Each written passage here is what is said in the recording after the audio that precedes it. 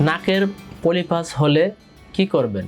অনেক রোগী এসে বলে আমার নাকে পলিপাস হয়েছে, বা অনেক সময় হাতুড়ে ডাক্তার বা কবিরাজ তারা বিনা অপারেশনে পলিপাসের চিকিৎসা বলে চমকপ্রদ বিজ্ঞাপন প্রচার করে সাধারণ মানুষকে প্রতারিত করে। আসলে নাকের পলিপ বলতে যে রোগকে বোঝানো হয় সেই রোগের সংখ্যা বর্তমানে খুবই কম।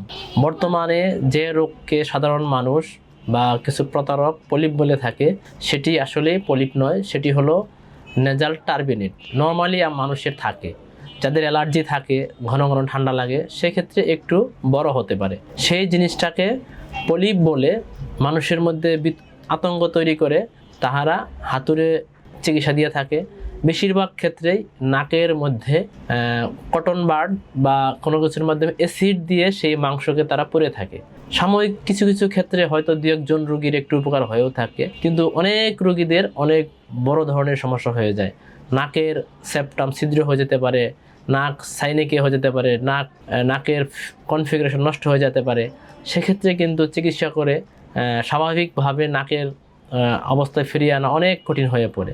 এই জন্য আমার পরামর্শ হবে, বর্তমান আধুনিক যুগে নাকের ভিতরে কোনো কিছু লাগাবেন না। কবিরাজ বা হাতুড়ে চিকিৎসক বা অনেকেই যতই বলুক, আধুনিক চিকিৎসা হলো নাকে যদি পলিপাস থাকে তাহলে অবশ্যই নাক কান গলা বিশেষজ্ঞ ডাক্তারের পরামর্শ নেবেন। অনেক ক্ষেত্রেই মেডিসিনের মাধ্যমে ভালো হয়ে যায়, কিছু কিছু ক্ষেত্রে ফেস নামক অপারেশনের মাধ্যমে পলিপাসকে সম্পূর্ণরূপে নিরাময় করা সম্ভব। এই জন্য নাকে যদি কেউ কোনো কিছু লাগাতে বলে অবশ্যই লাগাবেন না, কারণ এর মাধ্যমে আপনার অনেক বড় ক্ষতি হতে পারে। সকলকে অসংখ্য ধন্যবাদ।